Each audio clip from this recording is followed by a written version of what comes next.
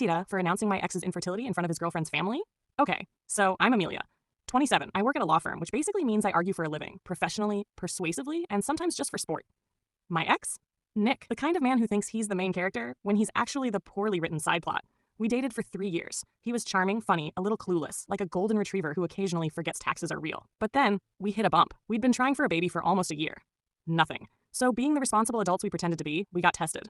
Results? I was fine. Nick, on the other hand, had swimmers so lazy they'd need Uber to reach the finish line. We talked, we cried, we tried therapy. He spiraled into insecurity, blamed me, and finally dumped me, saying he needed to feel like a man again. Charming, right?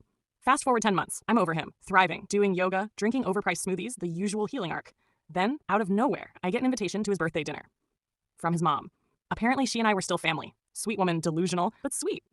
So I go. Because why not? Free food, free drama, my 2 love languages. And then I see her, Jessica, the new girlfriend. She's all sunshine and high heels, sitting right next to Nick like she just won the boyfriend lottery. We exchange polite smiles. I sip my wine. And then, during dessert, Jessica stands up and goes, "We have wonderful news. I'm 3 months pregnant." Cue gasps, cheers, Nick's mother crying into her tiramisu. And I'm just sitting there, holding my fork, thinking, wait, 3 months? Now look, I could have stayed quiet. I wanted to stay quiet. But then Nick gives me this smug little smirk, the kind that says, see, it was never me. So I smiled back, sweetly, politely, lawyerly, and said, oh wow, congratulations. That's incredible, especially considering, the diagnosis. Silence, like Netflix buffering silence. Jessica blinks. What diagnosis?